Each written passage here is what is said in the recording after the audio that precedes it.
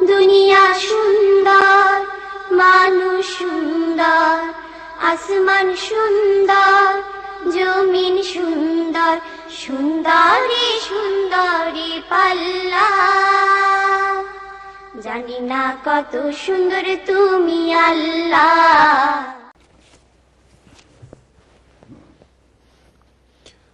আসসালামু আলাইকুম রহমতুল্লাহি ওয়াবারাকাতুহু। প্রিয় ভাই বোনেরা, দীর্ঘদিন পরে আমরা আবার আমাদের প্রিয় অনুষ্ঠান জীবন জিজ্ঞাসা হাজির হতে পেরেছি। এই জন্য মহামনিবের দরবারে মস্তক অবনত চিত্তে শুকরিয়া আদায় করছি, পড়ছি শুকরিয়া মহান তসবিহ আলহামদুলিল্লাহ। আশা করছি সবাই সুস্থ আছেন, সুন্দর আছেন এবং যথারীতি ঈমান চর্চারত আছেন। চলে যাচ্ছি সম্মানিত শেখের কাছে, জেনে নিচ্ছি ওনার কুশলাদি। আসসালামু আলাইকুম। ওয়ালাইকুম আসসালাম ওয়া রাহমাতুল্লাহি ওয়া বারাকাতুহু। আলহামদুলিল্লাহ, আল্লাহ তাআলা শুকরিয়া আদায় করছি। আল্লাহ তাআলা এই ছুটির দিনে যখন বিভিন্ন লোকজনেরা বিভিন্নভাবে সময়কে উপভোগ করছেন, তখন আমাদেরকে আল্লাহর দ্বীনের কথা বলা এবং শোনার জন্য একত্রিত হওয়ার সুযোগ দিয়েছেন। সেজন্য মহামনিবের দরবারে শুকরিয়া আদায় করছি। আলহামদুলিল্লাহ রাব্বিল আলামিন। শুকরিয়া। আমরা একটু করে শুরুতে রিভিউ করার চেষ্টা করি আমাদের সমকালীন যে কন্টেম্পোরারি যে ঘটনাগুলো ঘটে। সারা পৃথিবীতে যথারীতি অস্থিরতা বিরাজমান, বিশেষ করে রোহিঙ্গা এবং শ্যাম বা আলেপ্পো, যেখানে অনেক পবিত্র একটি স্থান, আমরা অনেক ঐতিহাসিক একটি স্থান আমরা জানি। সেই সিরিয়া বা শ্যাম, এখানে অসংখ্য নিরীহ মানুষ প্রতিনিয়ত বোমার আঘাতে ক্ষতবিক্ষত হচ্ছে, নারী, শিশু, অসহায় ফ্যামিলি। তেমনি রোহিঙ্গাদেরও সেম অবস্থা। এই বিষয়ে আমি একটু শেখের দৃষ্টি আকর্ষণ করতে চাই। এখানে আমাদের জন্য মেসেজ কি? ধন্যবাদ। এটা গুরুত্বপূর্ণ একটা বিষয়, যেটার প্রতি আমাদের সবার দৃষ্টি দেওয়া দরকার, আমাদেরকে চিন্তা করা দরকার এবং আমাদের দায়িত্ব সম্পর্কে নিজেদেরকে সচেতন করা দরকার। যে খুব সাম্প্রতিক দিনগুলোতে মুসলমানদের বিভিন্ন ভূখণ্ডে রক্তের দাগ, সেটা কিছুদিন ধরে, অনেক দিন ধরেই আছে। তবে বিশেষভাবে রোহিঙ্গার মুসলমানদের উপর যে অমানবিক নির্যাতন এবং মানবতার বিরুদ্ধে চরম অপরাধগুলো সংঘটিত হচ্ছে, সে ব্যাপারে সারা পৃথিবীর মানুষ অনেকটাই নীরব। এবং পাশাপাশি মুসলমানদের আরেকটি পবিত্র এবং ঐতিহাসিক জায়গা সিরিয়া, যেটাকে আরবিতে শাম বলা হয়, বৃহত্তর একটি শাম এরিয়া অঞ্চল আছে, যে অঞ্চলের ব্যাপারে অনেক ফজিলত আল্লাহ নবী বর্ণনা করেছেন।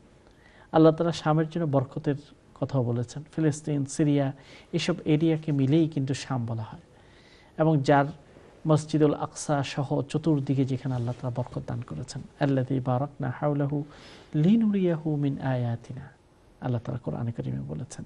এবং আল্লাহ নবীও এটা বলেছেন সিরিয়ার ব্যাপারে বা শামের ব্যাপারে যেসব হাদিসগুলো আছে, তার মধ্যে এটাও একটা আছে, আলা ওয়া ইন্নাল ঈমান হিনা তাকাউল ফিতান বিশাম। শাম বা সিরিয়াতে যখন ফিতনা তৈরি হবে, তখন ঈমানের চূড়ান্ত লড়াইও শুরু হবে বা ঈমানের চূড়ান্ত পরীক্ষাও শুরু হবে। তো সাম্প্রতিক দিনগুলোতে বিশেষত সিরিয়ার গুরুত্বপূর্ণ একটি নগরী, যেটা ঐতিহাসিক একটি নগরী, যেটাকে আরবিতে হালাব বলা হয় বা ইংরেজিতে আলেপ্পো বলা হয়, সে আলেপ্পো নগরীতে মুহুর্মুহু বোমা বিস্ফোরিত হচ্ছে, হাজার হাজার মানুষ নিহত হচ্ছে, রক্তের বন্যা, পাশাপাশি মহিলারা, নারীরা নির্যাতনের শিকার হচ্ছে এবং অসংখ্য শিশু কিশোরেরা এতিম এবং মহিলারা বিধবা হয়েছে। এই যে একটা কঠিন পরিস্থিতি, প্রত্যেকে পালাচ্ছে, যেন একটি কিয়ামতের চিহ্ন।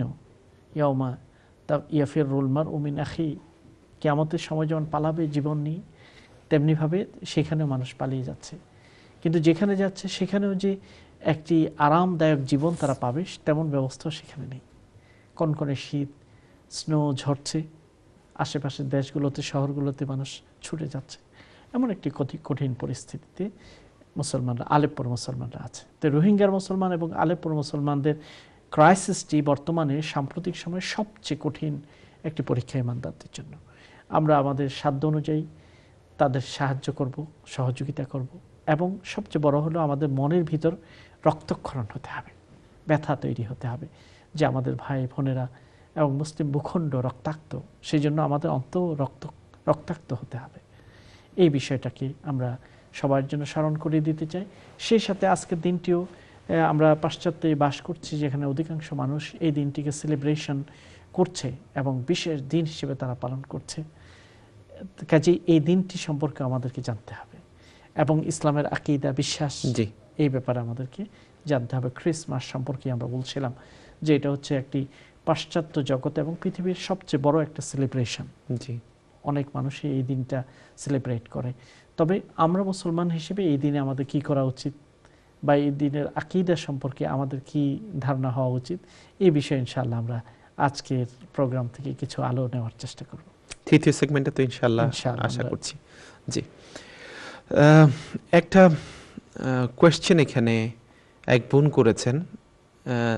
ওনারা জার্মানিতে থাকেন, বাবা সহ ফ্যামিলি। তো ওনারা 6 বছর ধরে একটি এতিমখানায় কিছু পয়সা রেগুলার ফিসে দিতেন, ওনাদের পয়সাই মূলত চলতো। সো 6 ইয়ার্সের মধ্যে এটা একটি অবস্থানে চলে গিয়েছে, এটা খুব চমৎকারভাবে চলছে আলহামদুলিল্লাহ। এখন ওনার বাবা ডিসিশন নিয়েছেন যে অন্য একটি এতিমখানায় ওনারা দিবেন।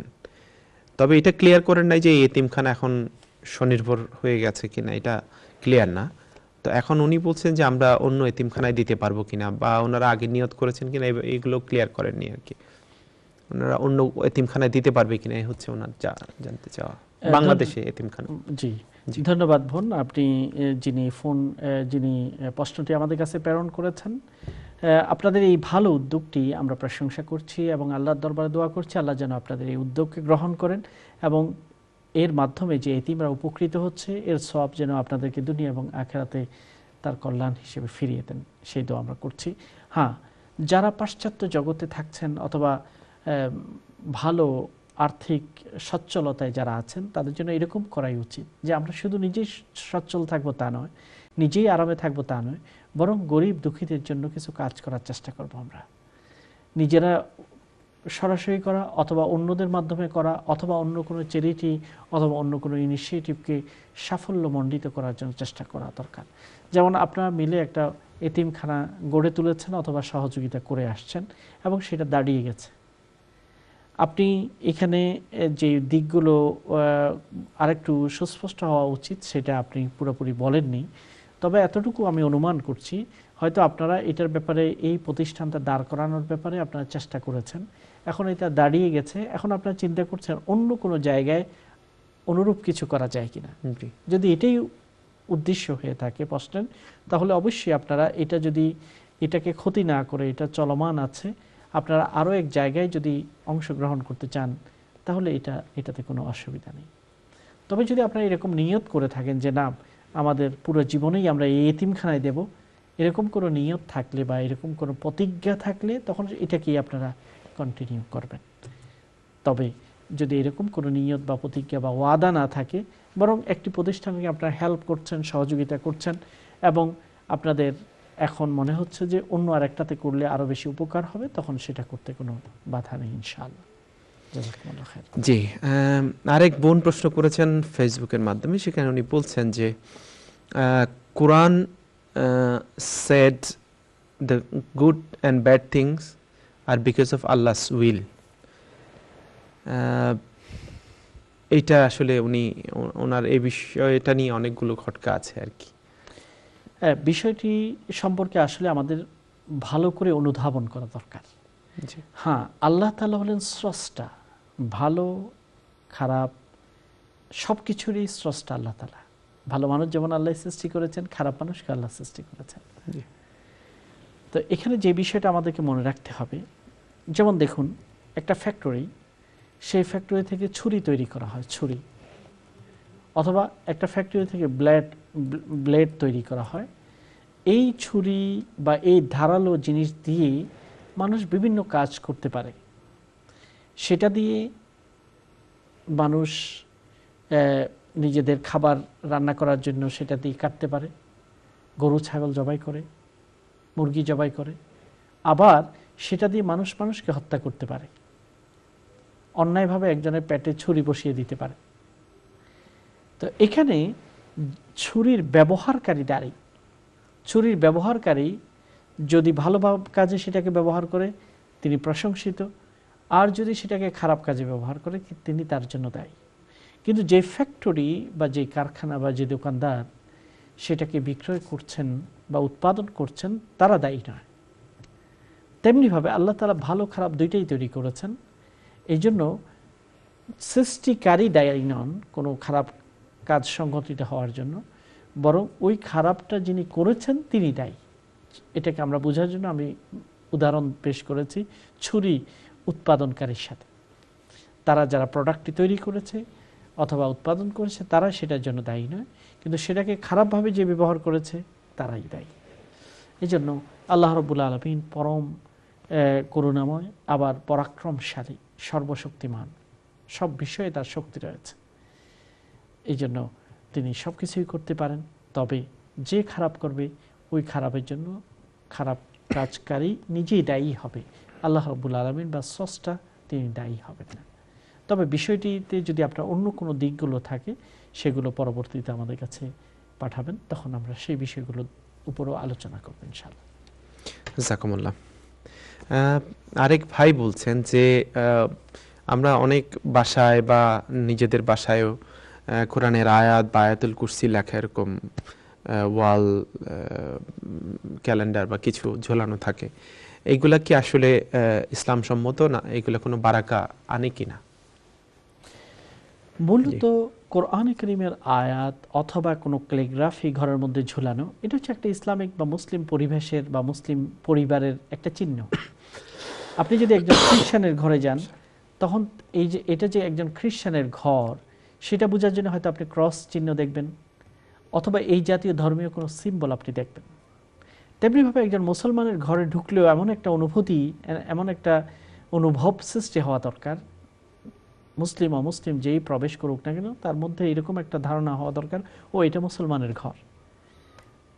আমাদের ব্যক্তি জীবনে আমাদের কাজ কর্ম দিয়ে যেমন আমাদের ধর্মটার একটা প্রচার হয়, তেমনিভাবে আমাদের ঘরটাও এমনভাবে হবে যেটা দিয়ে বোঝা যায় যে এটা হচ্ছে মুসলমানের ঘর। এই জন্য ঘরের মধ্যে ক্যালেন্ডারে অথবা বিভিন্ন জায়গায় কোরআনে কারীমের আয়াত বা আরবি আল্লাহর পবিত্র নাম ইত্যাদি যদি থাকে, এটা ভালো, এটা কল্যাণজনক। এটা এই কারণেও একটা হচ্ছে এটা সিম্বলিক অর্থে কল্যাণজনক, এটা একটা সিম্বল। আবার এটা এই জন্য কল্যাণজনক যে যখন আপনার নজরে পড়বে যে আল্লাহ লেখা, হয়তো আপনি সেটা উচ্চারণ করবেন আল্লাহ, তখন এর মাধ্যমে যতবার আপনি দেখছেন চোখের জিকির হলো, চোখ একটা ভালো জিনিস দেখলো। কোরআনে কারীমের আয়াতের মধ্যে চোখ বারবার পড়ছে, তখন আপনার চোখের একটা জিকির হয়ে গেল। মুখে যখন সেটাকে আপনি উচ্চারণ করছেন তখন মুখের জিকির হয়ে গেল।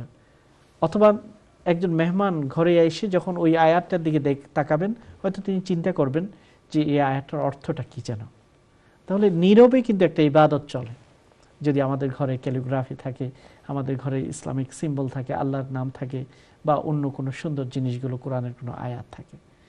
কাজেই এটা তো অবশ্যই বারাকা আছে। মাশাআল্লাহ, খুব ইন্টারেস্টিং। আজকে একটু হলিডে মুড সবার আছে, তো আমার মনে হয় এই প্রশ্নটা সবাইকে একটু হলিডে মুডে হেল্প করবে।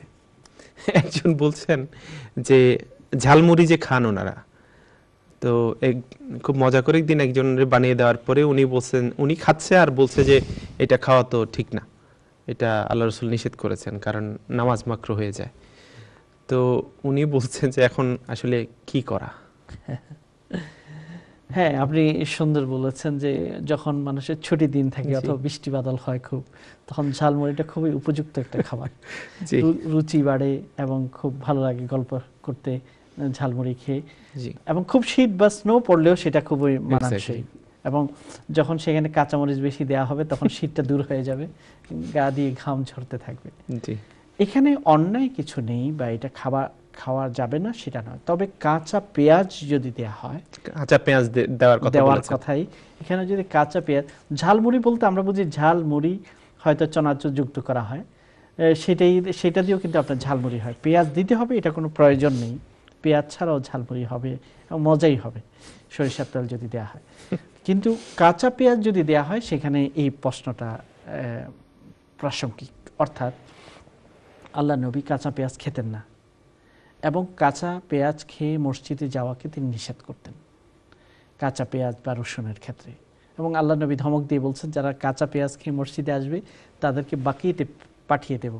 বাকি মানে হলো কবরস্থান, আল্লাহু মানে কবরস্থান মানে মেরে সেখানে লাশ করে পাঠাবে সেটা না, যে তাদের জন্য শাস্তি হলো কিছুক্ষণ বাইরে তাদেরকে রাখা হবে। এটার অর্থ এই যে কাঁচা পেঁয়াজ যখন আমরা খাই তখন মুখের মধ্যে একটু পরে একটা গন্ধ আসে, আর নামাজে যখন আমরা দাঁড়াবো আশেপাশের লোকরা সেই গন্ধটা পাবে। এটা অনেকের কাছে যারা কাঁচা পেঁয়াজ খেতে অভ্যস্ত নয় তাদের কাছে এটা খুবই অরুচিকর, কিংবা এটা তাদের কাছে খুব খারাপ লাগে। যেমন যারা সিগারেট পান করে না, ধূমপান করে না, তাদের পাশে যদি কোনো ধূমপায়ী এসে হঠাৎ করে ধূমপান করে দাঁড়ায় খুবই বিরক্তি লাগে। কাঁচা পেঁয়াজের ক্ষেত্রে এই বিরক্তি সৃষ্টি হয়, আর এই জন্য এই দুর্গন্ধের কারণে আল্লাহ নবী নিষেধ করেছেন। তো আল্লাহ নবী কাঁচা পেঁয়াজ বা রসুন এগুলো খেতেন না। তবে আমরা খেতে পারি যদি মনে করি যে নামাজের বিরতি এমন দূরত্ব আছে যে এর মধ্যে আমরা কুলি ইত্যাদি ভালো করে করলে সেটার দুর্গন্ধ আর থাকবে না, এরকম যদি কেউ মনে করেন তারা খেতে পারেন। হ্যাঁ, কাঁচা পেঁয়াজ নামাজের সময় বা খেয়ে মসজিদে যাওয়া এটা উচিত নয়, এটা মাকরুহ। জি, আরেকটি প্রশ্ন, এই প্রশ্নটি ডেফিনেটলি খুবই দুঃখজনক, তারপরেও বোন যেহেতু করেছেন, কতদিন স্বামী স্ত্রী আলাদা থাকলে তাদের বিয়ে বৈধ থাকে? স্বামী স্ত্রী আলাদা থাকার বিভিন্ন অর্থ আছে। জি, আলাদা থাকার একটা হচ্ছে যে তারা সেপারেটেড হয়ে গেছে, অর্থাৎ আদালত বা পুলিশের অর্ডারের কারণে। অনেক সময় পুলিশে অর্ডার করে যে হাজব্যান্ডকে বলে দেওয়া হলো যে তুমি তোমার স্ত্রীর ঘরের কাছে যেতে পারবে না, জি, তোমাকে দূরে থাকতে হবে। তাহলে এই যে একটা ডিক্রি বা একটা নির্দেশ, এই নির্দেশের কারণে অনেক সময় স্বামী তার স্ত্রীর কাছে যায় না, দূরে থাকে। এটা হচ্ছে একটা কারণ। 2 নম্বর কারণ হচ্ছে অনেক দিন দূরে, অর্থাৎ স্বামী নিখোঁজ, গুম হয়ে গেছে, অথবা কোথায় গেছে জানে না, কোনো যোগাযোগ নেই। এটা হচ্ছে দ্বিতীয় আরেকটা বিষয়। তৃতীয় আরেকটা বিষয় হচ্ছে সেপারেট, দূরে এই অর্থে যে যে কোনো বিদেশে কাজের জন্য গিয়েছে স্বামী, হয়তো ভিসা ইত্যাদির প্রবলেমের কারণে স্বামী দেশে ফিরতে পারছেন না, কিন্তু যোগাযোগ আছে। তো প্রতিটা বিধান ভিন্ন ভিন্ন। যদি এরকম হয় যে স্বামী বিদেশে পড়ে আছেন, অনেক দিন হয়ে গেছে, যোগাযোগ তাদের আছে, স্বামী তার স্ত্রীর হক আদায় করছে, টাকা পয়সা প্রেরণ করছে, তবে বিভিন্ন জটিলতার কারণে তিনি দেশে আসতে পারছেন না, এতে বিবাহের কোনো অসুবিধা নেই। এটাতে বিবাহের কোনো অসুবিধা নেই যদি স্ত্রী তাতে সম্মত থাকে। কারণ স্ত্রীর এটা হক যে স্বামীর সাথে থাকবে, এটা কিন্তু স্ত্রীর একটা হক তার স্বামীর উপর। স্বামী এরকম বলতে পারবে না, না আমি রোজগার করব, তুমি দেশে পড়ে থাকো, তোমার জন্য অনেক পয়সা পাঠাবো। কারণ একজন স্ত্রী চায় যে তার স্বামীর সাথে সে সুখের জীবনযাপন করবে, একটা সংসার গঠন করবে। অনেক সময় দেখা যায় যে স্বামী পড়ে আছে বিদেশে 15 বছর 20 বছরও থেকে যায়। তো এটা উচিত নয়। তারপরেও যদি স্ত্রী তাতে সম্মত হয়, নিজের অধিকারকে স্যাক্রিফাইস করে, তাহলে বিবাহ ভঙ্গ হবে না, বিবাহের কোনো অসুবিধা হবে না। যদি স্বামী যদি নিখোঁজ হয়ে পড়ে, যে অনেক দিন খোঁজ নেই, কোনো ফোন নেই, ইমেল নেই, বেঁচে আছে কি মরে গেছে সেটারও কোনো জানা নেই, তখন স্ত্রীর জন্য হলো তিনি কোর্টের মাধ্যমে, অথরিটির মাধ্যমে সেপারেশন সৃষ্টি করে নেবেন এবং অন্য জায়গায় তিনি ইচ্ছা করলে বিয়ে করতে পারবেন। আরেকটা হলো যে তারা রাগারাগি করে অথবা পুলিশের নির্দেশনার কারণে দূরে আছেন, এটার কারণে বিবাহ ভাঙবে না যতক্ষণ পর্যন্ত স্বামী বা স্ত্রীর পক্ষ থেকে তালাক দেয়া না হয়। তালাক দেয়া হলেই শুধু ভাঙবে। এই জন্য কংক্রিটলি এখানে বলা যাবে না যে এতদিন পর্যন্ত দূরে থাকলেই বিবাহ ভেঙে যাবে, এরকম কংক্রিট কোনো বিধান নাই। বিভিন্ন কেসের বিভিন্ন বিধান থাকবে।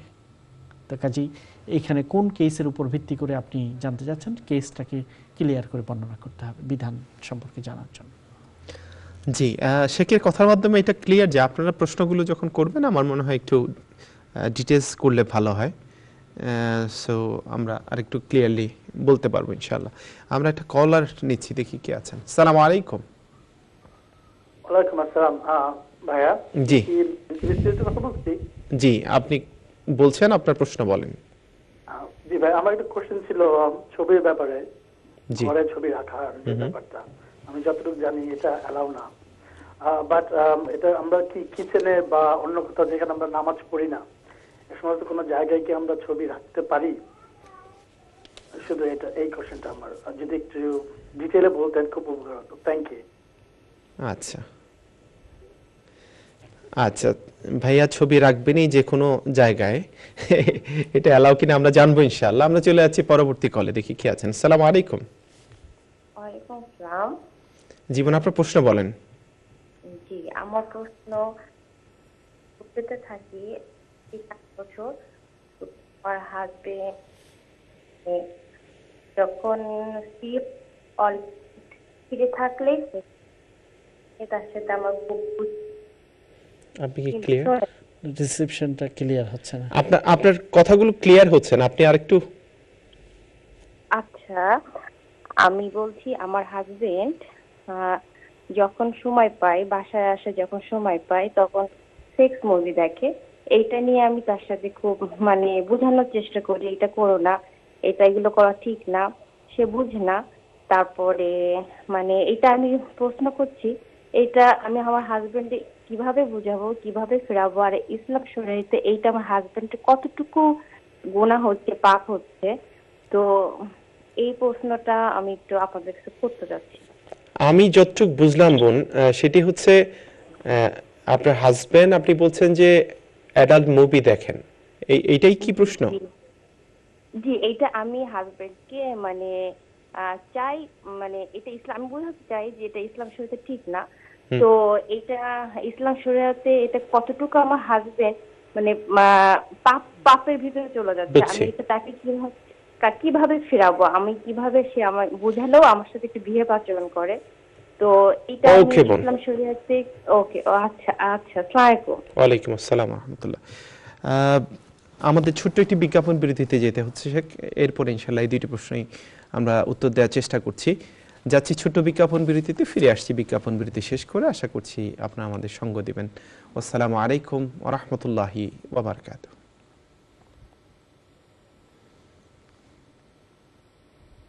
আসমান সুন্দর, জমিন সুন্দর, সুন্দরী সুন্দরী পাল্লা,